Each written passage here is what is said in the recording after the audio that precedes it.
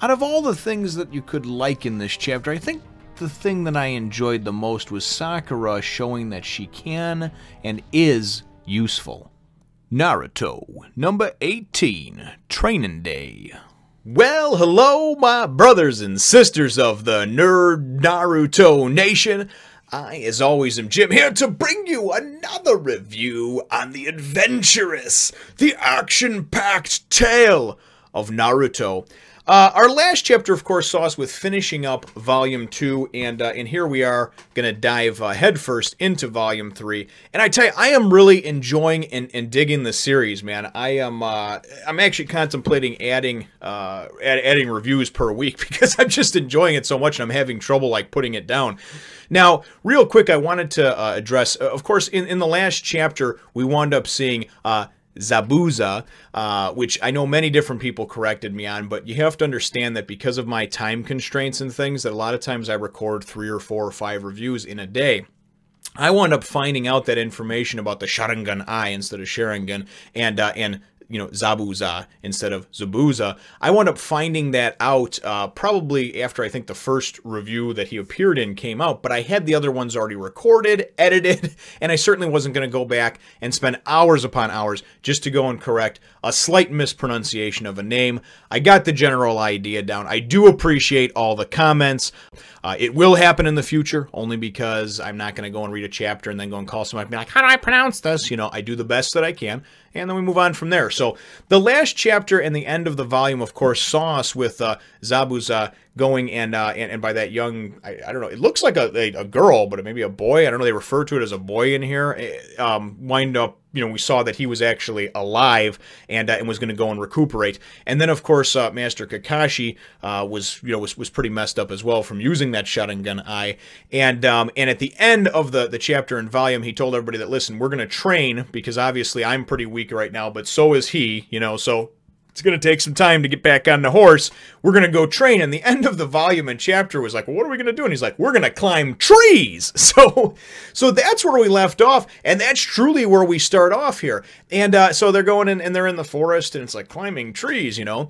Kakashi goes and explains to him, he's like, we're going to learn to climb trees, but here's the catch. You can't use your hands at all. And it's like, whoa, hold on a second. So what do you want me to do? You want me to kick my shoes off and use my feet and toes and climb up the tree like a monkey?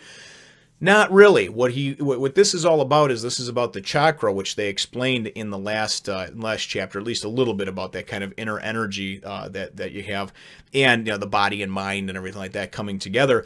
And what he explains, first he winds up doing this cool thing where he just like straight up goes, he's like, let me show you. And he just goes, and he's like, and I mean, he just like walks up the tree, you know what I mean? And he does it like cooler looking than Spider-Man does, because his shit's still parallel, and he's just like standing like, boop, boop, boop, boop, and then he's like upside down like a bat hanging from the branch. And I was like, oh boy, I like this. But he explains about how to do that, you have to go and focus your chakra into the soles of your feet. It takes a lot of concentration, and one of the things that they're going to learn through this exercise is that being able to build up that chakra, number one, is paramount and important, but number two, the ultimate goal is going to be able to do that and then actually go and perform and use your ninjutsu. Because in combat, you're not going to have time to think and be like, hold on, dude, hold on, let me just focus my energy here, bro. I got to go run up this tree, you know? The idea is that you're going to have to be able to start making that instinctual, and you're going to have to learn how to prioritize and portion off the amount of chakra that you use for things, because if you use too much, which we see very early on, it can actually deflect you from the tree, kind of push you off of it, almost like a repelling magnet. And if you use too little, you won't even go up the tree at all, and you'll fall on your face, which again, we do see very quickly here.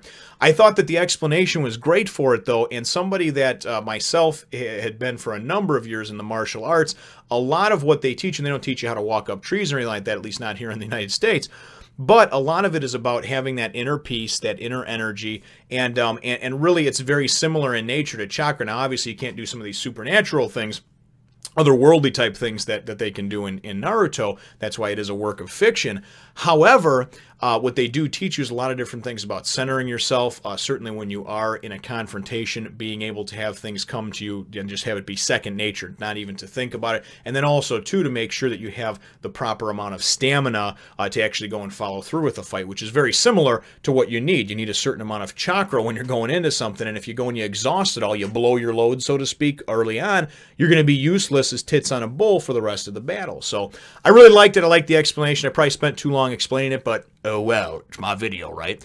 But anyway, then we go and he tells everybody, he throws 3 kunai down in front of him, you know, one for each, and Kakashi's still hanging like a bat upside down the tree, and he's like, all right, you know, pick your tree, basically, you know, as high as you can get, mark how high you got or whatever, and the idea is that each time you try, you're going to get a little bit higher up, and you're going to improve a little bit more, right? And he gives the whole explanation that I just kind of talked about, probably not the exact same words, but oh well, again.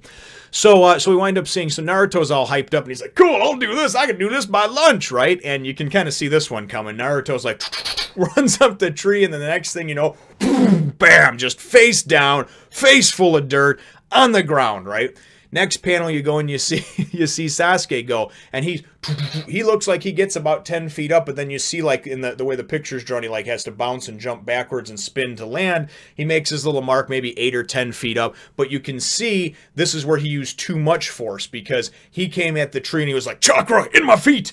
And, you know, Kakashi explained about how the soles of your feet are the hardest point, too, on your body, maybe because they're the most distant from your brain. I don't really know, but it's the hardest to actually focus your energies on. But anyway, so Sasuke wound up using too much force and literally dented the tree, and Naruto didn't use enough force because he kind of takes everything like, yeah, I can do it, you know what I mean? And he has some confidence in himself. So it was kind of funny because you see both of them, and then he's like, that's the fundamental difference between the two of them, you know? Sasuke goes too hard, and Naruto doesn't go hard enough. You know, that's kind of how he explained it. So the next thing you know, you see this word bubble, and it's like, oh, this is pretty easy. And I'm like, what the fuck? Because you see Naruto and Sasuke kind of, you know, defeated looking, and they hadn't do it. Sakura is sitting up at the top of the tree. But this was something that I thought was kind of cool, because even Kakashi says, he goes, so out of the 3 of you, she's the one that's able to, at least at this point, is able to focus her energies, you know, the best, right? And I thought that was kind of cool, you know what I mean? You wind up seeing that she has better concentration, you know, and whether it's one of those things where, like, women are more patient and men are not, I'm not going to get into that debate with you. I just thought it was kind of cool to go and see her kind of lend something to the team, so to speak, you know. So then during this whole exercises, they're going to keep practicing and doing what they're doing. It takes us back to the hut, the home, whatever of Zabuza, and the little girl, boy, whatever. Somebody can clear that up in the comments for me. But it winds up he's laying in there, of course, recuperating from his pretty much near-death experience from kind of coming back from the dead, and that guy Gato walks in, the evil little businessman fella, and he walks in with these 2 bodyguards, these samurai bodyguards, Zui and Waraji, and these 2 are pretty cool and imposing looking. At least Waraji is. He's just big dude, shirt off, just looks like this giant, got this giant sword and everything like that. The other one looks a little bit much kind of like a hippie with his drug rug on and everything, but who am I to judge? So anyway, these 2 approach with Gato, of course. They're flanking him on either side, and he's, more or less just telling Zabuza, like, what the hell, demon my ass, what the hell is the deal with you? You got your ass kicked, you got your ass handed, you didn't go and fulfill the contract that you were paid for, and he actually came there with these 2 bodyguards to go in and kill Zabuza, right? Anyway, he goes and he's like, this Gato's like, do you have any last words and blah, blah, blah, and as these 2 big bodyguard samurai guys go to approach him and whatnot, and we assume to go and to get him and goes and she goes and reaches her hand in, or he, or whatever it is, and goes and stops him and is like, do not defile my lord, with your touch and this and that. And then you see in the next panel, it's actually pretty cool. You see in the next panel over here, and this shit's drawn neat, and it's done really cool with the shadowing and everything like that they do on there. She's got, boom, got swords to either one of the sides of their throats, man. So both of these samurais basically just got bested by like an 8-year-old or a 10-year-old or whatever this girl or boy is. So they do refer to him, though, as a he a couple of different times in here, so I'm not really sure exactly how that works, But the one thing that I did like is, yeah, it's Haku. Haku is the name that he or she is referred to as. So I'll actually look that up, on the Wikipedia afterwards and see.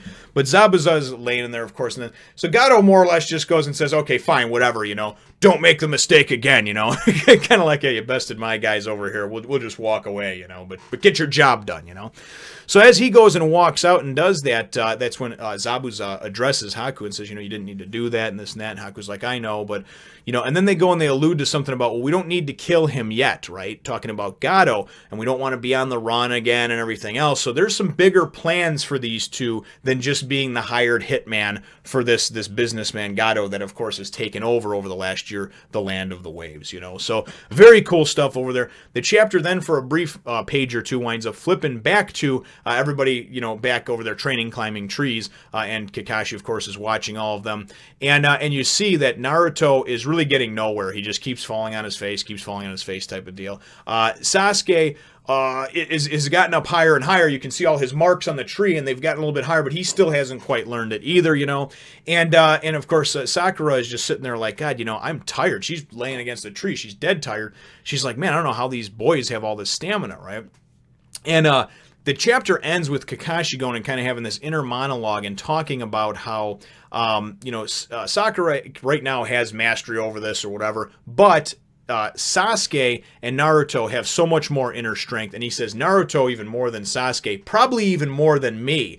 So it's kind of cool. It's like that foreshadowing of like he has this greatness within him, you know, just a matter of actually getting it to come out. And wouldn't that be a treat if he did surpass, you know, even me and whatnot? So I thought that was cool. That's how the chapter ended. And really my chapter question for you is going to be, now that Sakura did something and you see that she can kind of lend something to the group, what are your thoughts on her? And everybody, do me a favor. If you're on the Sakura hate bandwagon, jump off temporarily, or just don't bother commenting on this one, because I don't care about why you don't like her for the next 600 chapters, because I'm not at the next 600 chapters. I'm at chapter 18, okay?